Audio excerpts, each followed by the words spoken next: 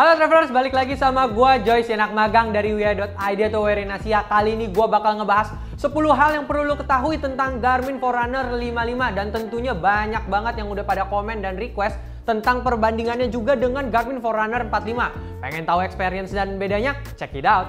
Sebelum lanjut, jangan lupa klik like, subscribe, dan tombol loncengnya biar travelers nggak ketinggalan update-update atau review perlengkapan active lifestyle, content creator, dan traveling lainnya. Oke, yang pertama dari segi desain dan juga size-nya ya, untuk Forerunner 45 dan juga Forerunner 55 ini untuk ukurannya sama ya, on paper gua kasih lihat ya 42 x 42 mm, tapi bedanya di sini untuk Forerunner 55 sedikit lebih tebal, on paper gua kasih lihat, dan juga secara berat ini masih sama, cukup ringan untuk dibawa kemana-mana. Oke, lalu untuk secara ukuran screen-nya itu masih sama, secara ukuran gua kasih lihat juga on paper dengan resolusinya, tapi yang membedakannya ini untuk seri Forerunner 45 dan 55 ini di Garmin Forerunner 55 hanya ada satu ukuran saja, sedangkan di Forerunner 45 yang kita tahu itu ada dua ukuran yang lebih besar dan juga lebih kecilnya atau versi S-nya. Oke, untuk fitur yang pertama ada Pace Pro, di mana untuk Garmin Forerunner 55 kali ini sudah tersedia gitu. Tapi sayangnya untuk Garmin Forerunner 45 masih belum tersedia dan hanya ada di Garmin Forerunner 245 ke atas. Oke, untuk penggunaannya sendiri Pace Pro ini bisa lu gunain untuk melatih atau mengembangkan pace lu atau performa lu saat berlari, dan penggunaannya sendiri ini untuk lari lu lebih strategik dan tidak sembarangan saat lari, malah bisa membuat cedera gitu. Dan untuk mengetahui juga kapan lu harus rest dan juga kapan lu harus speed up saat lu berlari. Untuk penggunaannya atau tutorialnya gue sudah buatkan ya videonya di sini, dan kalau pengen tahu Pace Pro ini bisa lu akses atau lu atur di aplikasi Garmin Connect tentunya. Oke, untuk fitur selanjutnya ada race predictor yang bisa lu gunain di jam Garmin Forerunner 55, dan sayangnya di Garmin Forerunner 45 belum ada. Untuk race predictor ini bisa lo gunain untuk mengetahui catatan waktu lo lari, misalnya di 5K, 10K, half marathon atau marathon, dan perhitungannya sendiri ini berdasarkan latihan atau porsi dari VO2 max lo. Dan untuk pengukurannya sendiri mungkin di awal agak kurang presisi atau kurang akurat, namun seiring waktu dan lo sering gunain untuk berlari nanti keakurasiannya bakal lebih membaik. Oke, untuk fitur selanjutnya ada Fitness Edge yang kali ini ada di Garmin Forerunner 55, namun sayangnya di Garmin Forerunner 45 ini belum tersedia gitu. Dan untuk penampilan data Fitness Edge ini bisa dari jamnya sendiri, jadi lu bisa mengetahui kadar VO2 max lu, dan lu juga bisa tahu nih insight lebihnya berdasarkan rata-rata atau perbandingan umur atau jenis kelamin VO2 max lu. Oke, untuk tampilan widgetnya kali ini di Garmin Forerunner 55 sudah sama ya dengan Garmin-Garmin yang terbarunya atau widget-widgetnya dari Garmin, misalnya di Garmin Venue 2 gitu. Dan sepertinya Garmin ingin menyamaratakan tampilan widgetnya dengan Garmin-Garmin sebelumnya, ketimbang dengan tampilan widgetnya di Garmin Forerunner 45 yang masih sama dengan Garmin sebelumnya itu di Garmin Venue misalnya. Jadi lu tampilan widgetnya di jam tuh hanya satu-satu, tapi kalau untuk di Garmin Forerunner 55 tampilan widgetnya ini bisa ada 2 atau 3 menu sekaligus dalam satu tampilan jam.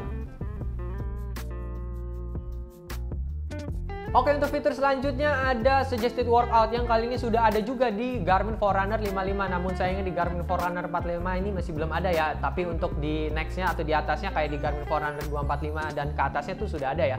Dan untuk Suggested Workout ini diberikan oleh Garmin, yaitu porsi latihan yang disarankan oleh Garmin berdasarkan perhitungan training atau olah data tubuh lu, yang dikasih tahu juga nih tujuan dan alasan lu melakukan workout dari Garmin ini gitu. Oke, untuk fitur selanjutnya dari recovery times yang bisa lu cek juga ya di Garmin Forerunner 55, namun sayangnya di Garmin Forerunner 45 gue belum menemukan nih widgetnya. Dan untuk penggunaan recovery times ini tentunya lu bisa mengetahui nih kapan waktu recovery optimal lu gitu berdasarkan training atau enggak workout yang udah lu lakuin. Oke, untuk sportnya sendiri di sini gua tampilin ya jumlah olahraganya ya kurang lebih ada 18 workout, dan bisa lu custom lagi ya, tentunya bisa lu tambahin. Dan untuk data fieldnya sendiri kalau di Garmin Forerunner 45 hanya ada 3 tampilan data, tapi kali ini di Garmin Forerunner 55 sudah ada 5. Dan untuk data fieldnya ini sendiri tentunya bisa lu atur ya atau lu customize lewat aplikasi Garmin Connect. Oke, seperti yang gue mention di segmen sebelumnya, yaitu ada fitur olahraga tambahan baru seperti HIIT dan juga di sini ada track run. Dimana untuk track runnya sendiri di Garmin Forerunner 55 sudah tersedia, namun di Garmin Forerunner 45 masih belum tersedia. Well, ini cukup major update gitu. Dan untuk tampilan datanya, settingnya, dan penggunaannya sendiri, basically seperti yang udah pernah kita bahas di video sebelumnya di Garmin Forerunner 745 untuk tampilan datanya dan juga lintasan track line-nya bisa lu cek ya di video gua. Dan untuk mengetahui insight atau datanya sendiri bisa lu cek juga nih di aplikasi Garmin Connect-nya. Oke, untuk performa baterainya sendiri bagaimana untuk Garmin Forerunner 55 dan juga Garmin Forerunner 45 on paper gue kasih lihat ya berapa. Mungkin untuk di Garmin Forerunner 55 bisa lebih panjang ya untuk masa pemakaian waktunya, yaitu bisa sampai up to 2 minggu dan juga dalam GPS mode bisa up to 20 jam. Sementara di Garmin Forerunner 45 hanya bertahan seminggu, dengan GPS mode-nya hanya bertahan ya 13 jaman gitu. Dan untuk fitur battery saver-nya sendiri gue tidak menemukan ya sayangnya untuk di Garmin Forerunner 55, dan juga untuk pemakaian baterainya sendiri untuk pengecasannya gue belum bisa konfirmasi ini menggunakan rapid charge. Jadi untuk lama atau pengecasannya sendiri ya masih kurang lebih 1 atau 2 jaman gitu untuk dari 0 sampai 100% baterai. Oke, segitu dulu aja 10 hal yang perlu lo ketahui tentang Garmin Forerunner 55 dan juga Garmin Forerunner 45. Well, basically di sini nggak ada terlalu beda yang signifikan, masih menggunakan sensor heart rate yang sama dan juga belum ada storage music dan juga fitur navigasi yang sampai detail. Kalau lo pengen dua fitur itu lu bisa upgrade ya tentunya ke Garmin Fenix Series.